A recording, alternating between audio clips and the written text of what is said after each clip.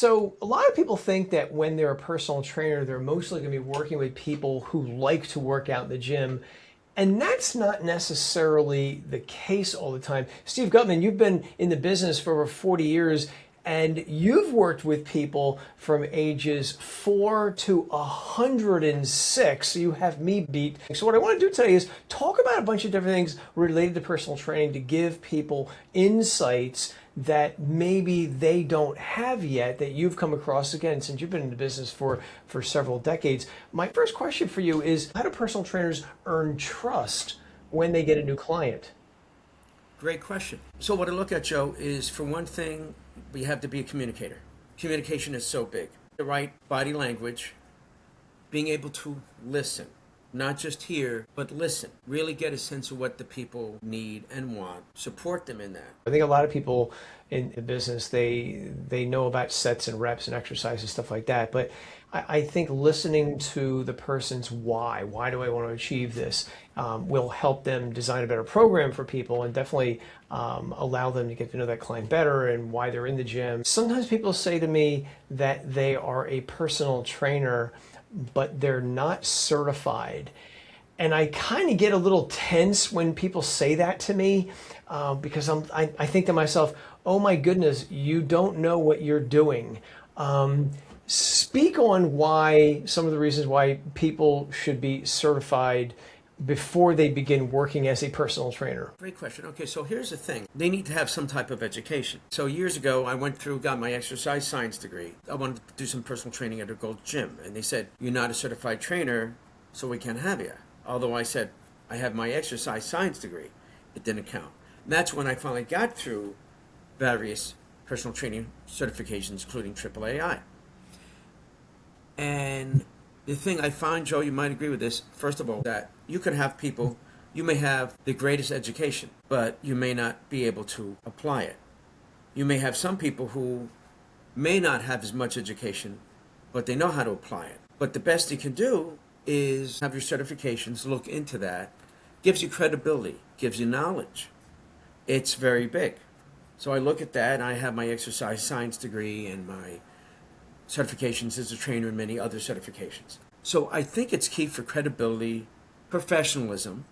It shows you took the time and spent the money to better yourself, to better be able to educate, motivate, train others. I would agree with that. I've got a science background, exercise science background as well. One of the things I noticed when I got certified for the very first time is it helped solidify a lot of the information I was getting from here and there and bring it into one place where I could see it all at once. And that, I think, for the people who have that degree, maybe they don't see that big picture yet. It's all jumbled in little bits here and there. And I think a certification is going to help bring it all together for them. At least that was my experience. And I was pleasantly surprised when that light bulb went off over my head when I got my first certification. I'd agree. Yeah. And I think the other thing people may not be thinking about who are training as trainers and are not certified is, what if you injure somebody and you don't have any personal trainer liability insurance? I mean, you're flying without a net, and I don't think that occurs to some of them. Well, that's a good point. You need to cover the behind. That's big. So you're doing that, your credibility, and once again, you're talking about insurance. There's a lot of reasons, including it does bring it together. Yeah, you're basically, it's kind of like you go to a doctor, but they never went to medical school. Not to equate fitness certification with medical school, but you gotta have that baseline knowledge. Even if you did go to college, you have to have that certification. And again, that's why sometimes gyms will turn people away who have a college degree, but they don't have that fitness certification. It kind of levels the playing field for everybody. What kind of safety mistakes do you think personal trainers make if they have not been educated properly? Is there any mistakes that you've seen over the years, like, oh, you really shouldn't be doing that? Sure. For one thing, which a friend of mine, Rico, a fellow trainer, we discussed a while ago. A trainer may be more caught up in doing a selfie for themselves as opposed to looking at the client. They need to keep the eyes on the client. Eyes on the ball at all time. Focus on them. And you can't let your foot off the pedal. My whole vibe is I'm paying attention to the person, trying to get the real motivation up and having them focus. Now, also, I have the whole background, besides as a trainer, among other things, as a clinical hypnotherapist. So I'm even more, and a meditation instructor, so even more about, as a business called Mind Body Dynamics, bring it all together. I find that many times a commonality for trainers, as well as since I'm a massage therapist, I find that many times a trainer wants to show the client how well they can beat the tar out of a client. They want to go so hard, pushing them, and it's got to be real. As you know, like I do, you could have this person and you have to go kid gloves and you have to look at, well, they have a shoulder issue and they have this and that. Somebody else is fine. You have to adjust to the person. The weights, the reps, the intensity, everything else. How are you talking to the person? Are you on the same wavelength? One person wants more of a drill instructor. Somebody else needs somebody else. These are all key in. And where's the focus? Are you helping to keep the person focused? Are they focused? Is the trainer focused on getting the right warm-up with the clients? Safety, we know, is number one. Yeah, I've unfortunately seen trainers, they get a client, they put them on a treadmill to warm up, and then they walk away for 5 or 10 minutes and do their whatever. I'm like, no, they're with you now. You can't walk away from them. That's a liability issue. And I don't want to say rookie mistakes, but yeah, I mean, when they're paying for that hour, you're with them all the time. And also, as you alluded to, you got to know who you're working with. That's why it's important for clients to complete that health history questionnaire. You find out, do they have shoulder problems, neck problems, do they have diabetes? The more you know about these individuals, the better you're able to help them. If that knowledge is within your scope of practice. You're totally right. And one thing I find sometimes, you may have found it too, you could go through the HHQ with the client, but there's things they may say, oh, later on, oh, I forgot to put this down. So discussing with a person, and like you mentioned, the treadmill. Person's warming up on a treadmill, however it's warming up. We're part psychologist. We know that. We need to plug into everything about the person. We need to know what makes them tick, and that's including pre-existing issues or things that might be potential. Yeah, I would agree. Yeah, and for those who may not know this, treadmill, most dangerous piece of equipment in the gym. I've seen more accidents on treadmills than in any other piece of equipment you see in gyms. So again, think about it. It's this conveyor belt, and if you lose your footing, back you go. So it can be quite dangerous for people. Again, all the more reason for a trainer to stay with that person for the entire time they're working with them. What advice would you give somebody who's thinking about getting their very first certification? There's a lot of them out there, and maybe their heads are spinning, as mine did when I was in school when I first heard about this. I'm like, there's so many of them out there. Which one do I choose? What advice would you give them for how to find a certification that's right for them? Compare them. Look at cost. How are you learning? How deep is your certification? What's the knowledge that is given to you? How are you being fed the knowledge? What do you have to do to obtain the knowledge? That's very big. What's the credibility? What is the background of these particular certifications? Because once again, like I do, that things have shifted over the years. It changes in terms of how things are done. So I definitely look at all that. Person has to really plug in, do their homework. Is it practical, the time they're going to put in? Is it going to be realistic? They have to figure it out with their schedule and their budget. Yeah, I think that's a really good point, the budget, because there's a lot of certifications obviously out there. They cost different.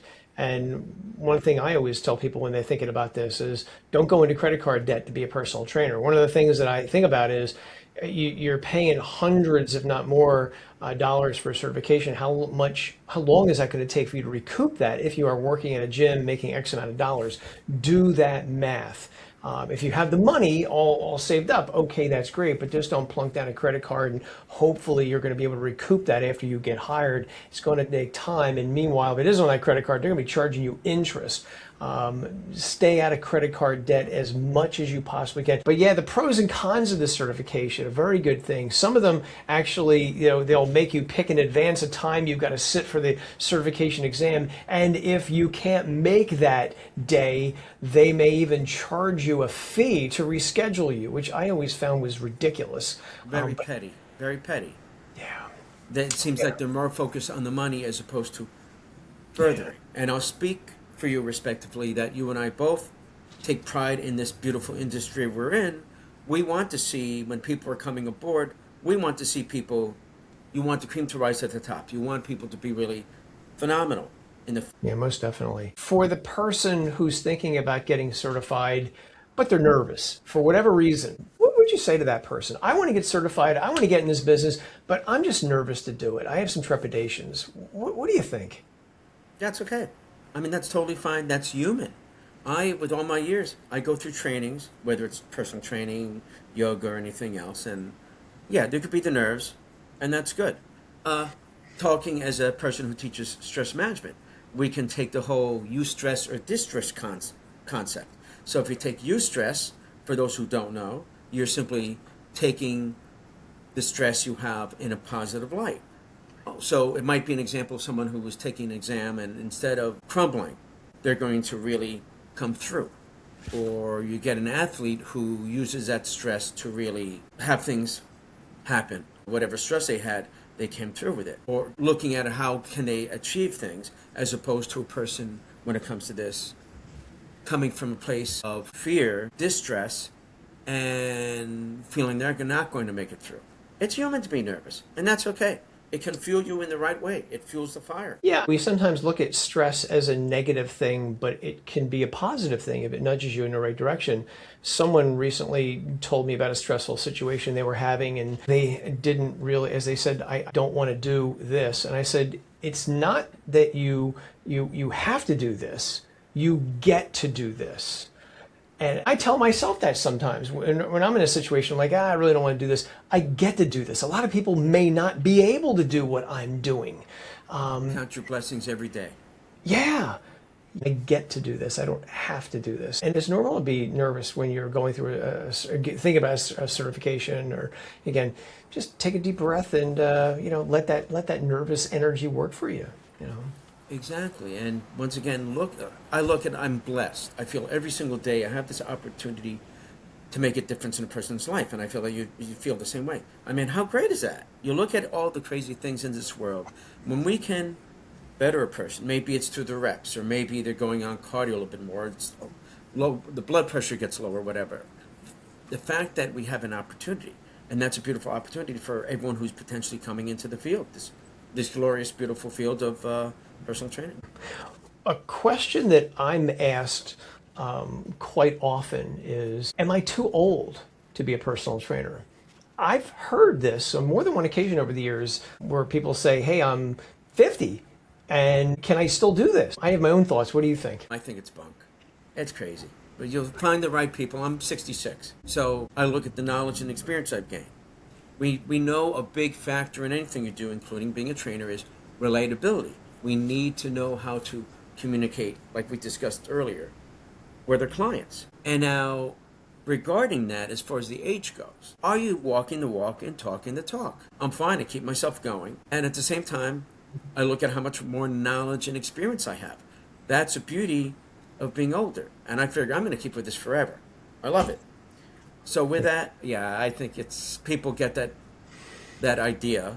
And now it's up to the trainers, if we're on the older end, to really have the person see what we're all about, that we could be the greatest gift to them. Yeah. And sometimes when I'm asked that question, I bring up the point that maybe they're not considering, is that a lot of people who hire trainers are not 18 years old or 20 years old. They're in their 40s, 50s, 60s.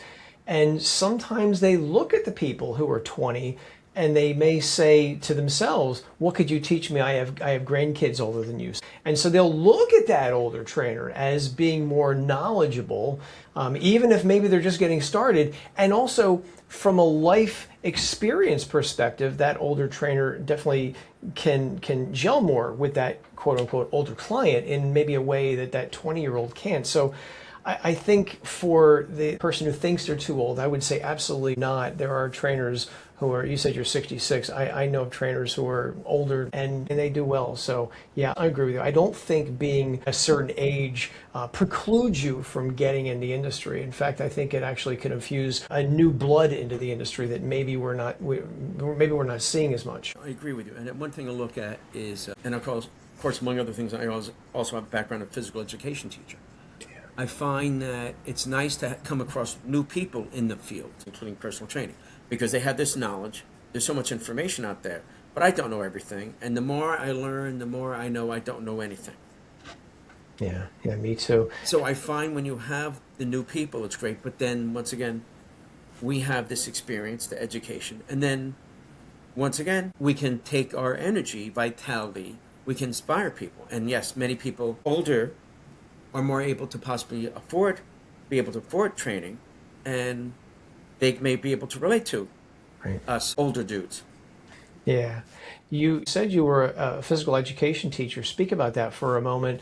How is it different being a PE teacher versus a personal trainer? Is there any differences you've noticed working with, say, that population versus the general gym population? So I've had a variety of teaching from preschool to 12th and older. Traditional phys ed, adaptive physical education, health. Schools, it's such a variety of what's out there in terms of the kids' needs, whether it's a regular education or more so. Commonalities, energy, enthusiasm, knowledge. Physical education, depending where you're at and the particular personality of the school and the population, there may be more of an emphasis on fitness, maybe not as much. There's a focus on the sports. I find that fitness is very big. So I know I've always been a bit of a cheerleader and definitely doing what I can to motivate the kids to my energy enthusiasm. With physical education, you need to be a cheerleader. You need to have that enthusiasm. You need to have a personality we know as a trainer. I've come across a few personal trainers over the years, and I find that they're very poker face, very stoic, and so much of what we need to do is bring people out, get them going. Right. You need to have that personality. You have this enthusiasm. When I've studied under you, you have this enthusiasm. You have a great sense of humor. You have a smile. We know that helps. We know we need to be, whether it's as a trainer and definitely as a physical education teacher, you need to be a bit of a Pied Piper. Lead the masses. Have fun. Yeah, you have to have fun. There's no doubt about it. What's an exercise or movement that adults should be doing more often that maybe they're not doing? We know, especially as we get older, we need functional training. Squats. Squats are big. Sit to stands. So simply a person standing up, sitting down, say you can have your hands that are not touching the chair. That's big. Yeah. I've had that with clients where they can't get out of the chair. We know that's big. And squats to whatever degree. I mean, I wish I had $1 for every variation of squats. You look at the variations of squats. Do you have your back sliding against the wall? And in physical education, I would do that sometimes with students. Have them against a wall, do a wall squat, and have them then also do a squat away from the wall, seeing the difference, how much more aligned they were, maybe not going as deep with a wall squat, but the form was better. So I look at squats. Lunges can be good, but I think of certain things, squats really big. Do they have some type of modification on a push-up, whether it's a straight push-up, whether it's bent knee push-ups, whether it's modified doing against a wall, and some type of shoulder press. Even with older clients, wish I had $1 for every time I had clients using soup cans. Yeah. Yeah, definitely. It doesn't. Yeah, you don't need a fancy shoulder press machine to do shoulder press exercises. Yeah. Exactly. Exactly. Yeah, the exercise always comes to my mind is a step down. So many people have trouble walking down steps. I know somebody who has trouble walking down one step from, say, the curb to the street. And he's not quote unquote old. He's just frail.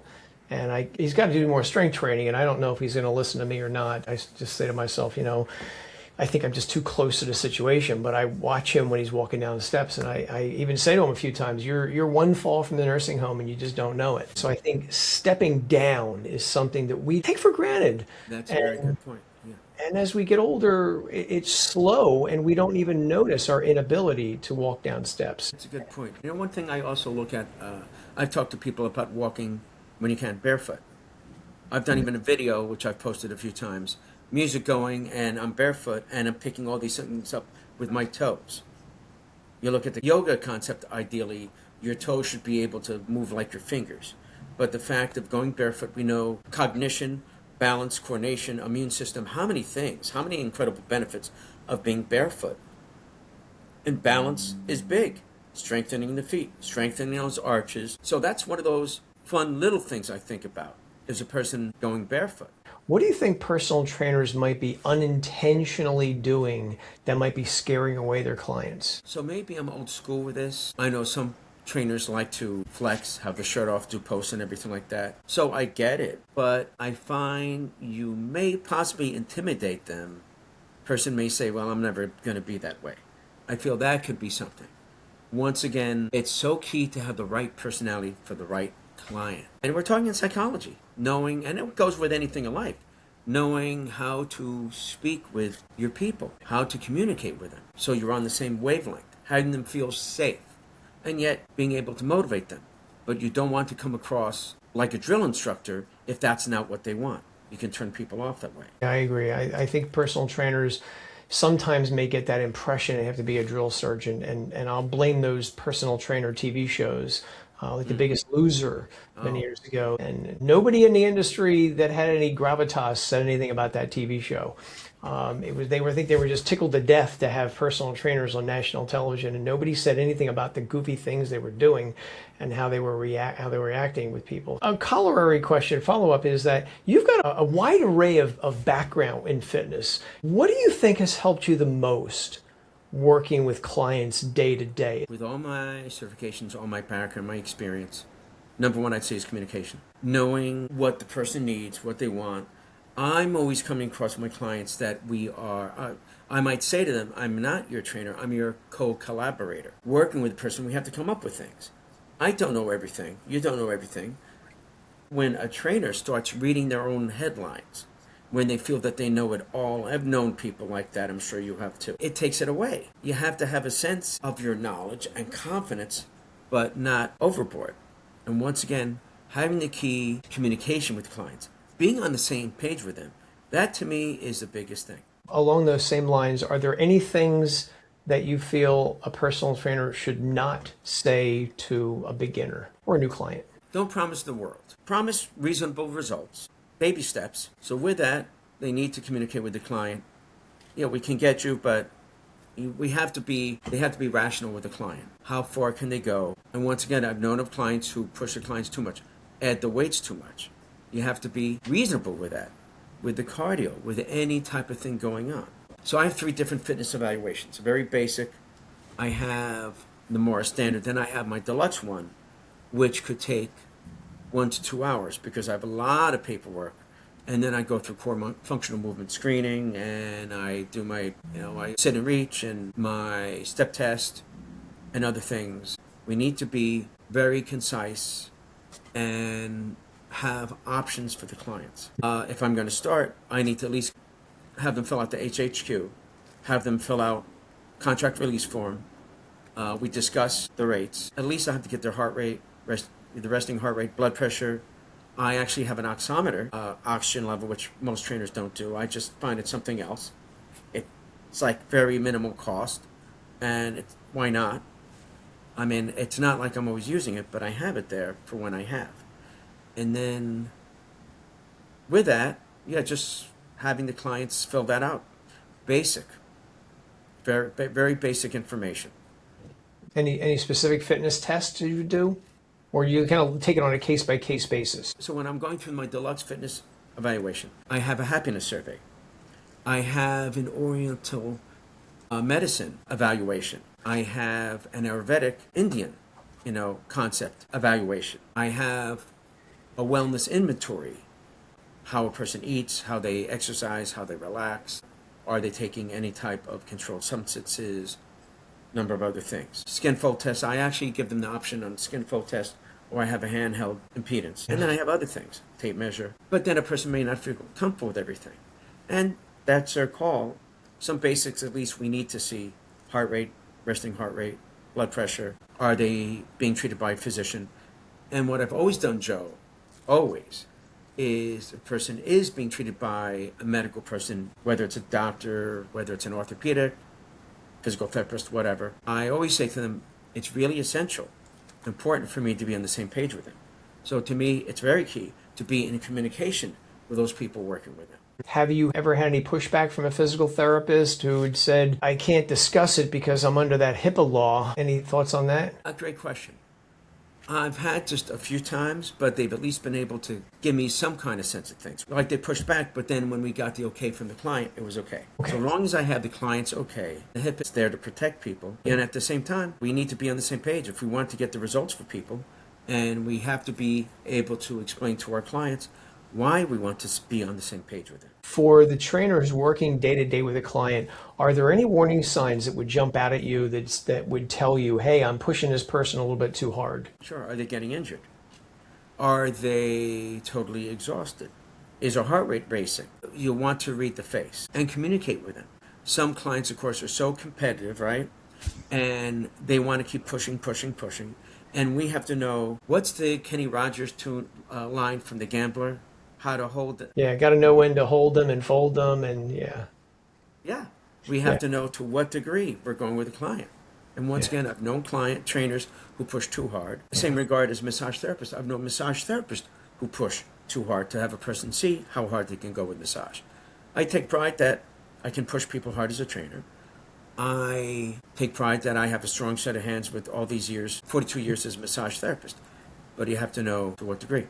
As a trainer, like I say to people, I have to intelligently know how much to kick a person's butt. Have you noticed anything among the fitness education world where you're like, personal trainers should know more about this if they are going to be effective? Cross-training. How big is cross-training? The importance of cross-training. Yeah, it's definitely important to reduce overuse injuries. I always go back to the psychological aspect of exercise. Is something I don't think many people talk a lot about. Getting inside the head of people. And then I'll always come back to rhabdomyolysis, which again, I don't really hear a lot of people talking about as well. Right.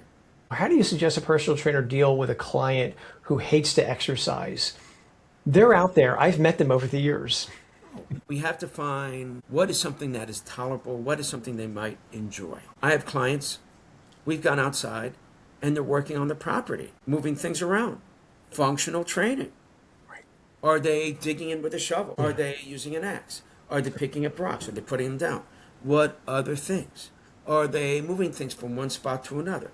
Right. What do you do? Thinking out of the box.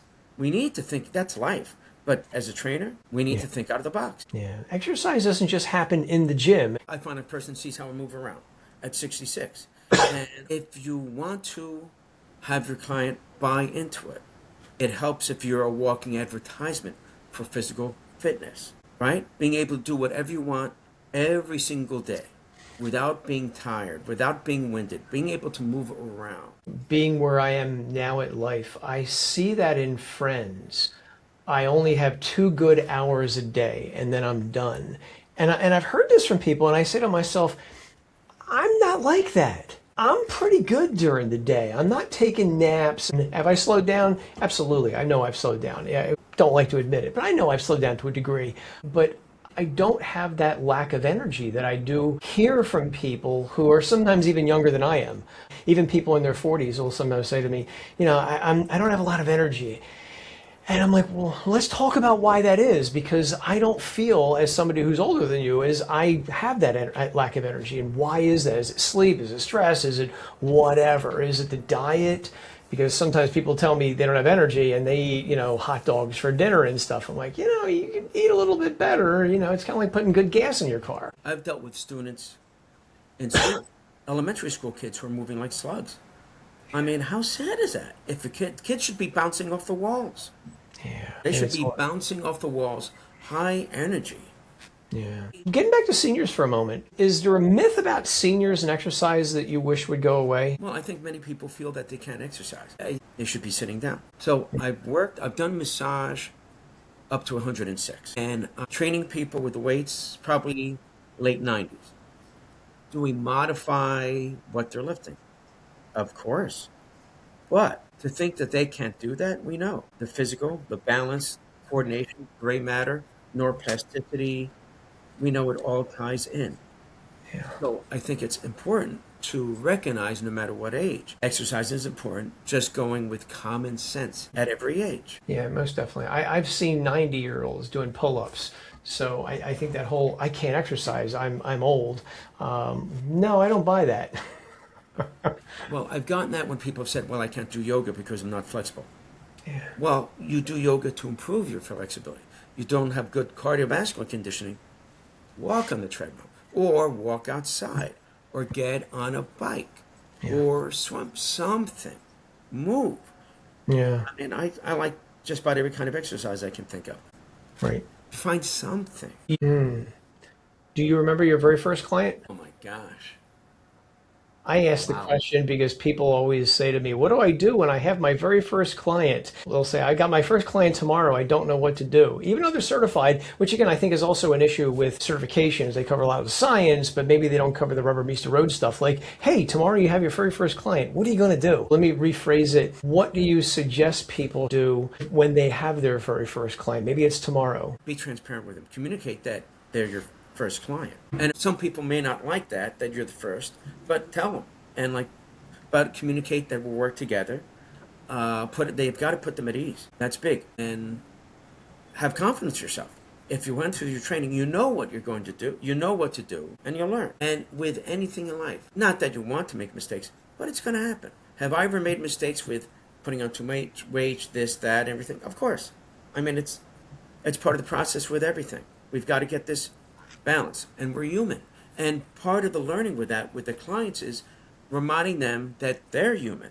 Because how many times are our clients too hard on themselves? So what I've done many times over the years with clients, teaching physical education with students, with others, I might say, give yourself a round of applause. Give yourself a pat on the back. I've given gold stars to adults. I've done it to kids. Gold stars. Intrinsically, it connects to the child in us. We need that. Person wants to be a personal trainer. What's their first step? What should they be thinking? Look at the cost, the time involved, everything else. What's the background of this particular organization? That's very big. Look at the background of, potentially, if you can, of who are teaching. What's covered? That's big. What do they talk about regarding liability and everything else? Yeah. Is it science-based? We need to have science-based certifications. That is big. Right. That's very big. Yeah. And once again, you touched on something before. Not all certifications really plug into the psychology of being a personal trainer. That's big. Human skills, motivational, empathy, everything else. Yeah. I want to know what makes my clients tick. It's a good thing. If you know what makes them tick, you can help them better. Exactly. And once again, with that, I never want people to know, with all my background, I never want to come across like I know it all, because I don't. Me either.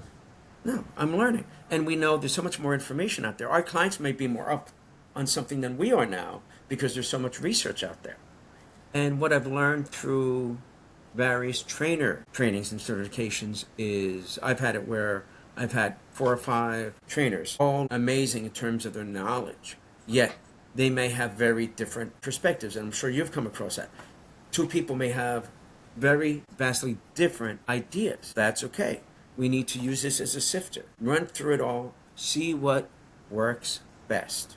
Because what works for one person is not for somebody else. We were talking on the phone a few weeks ago. You were telling me that you knew Nora Anderson. Tell me about your memories of Nora.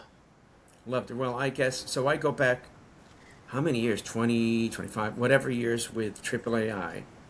So took some trainings with her and we got to know each other. Sweetest person in the world, right? Most generous, sweetest person. Had her poodle. I remember, very knowledgeable.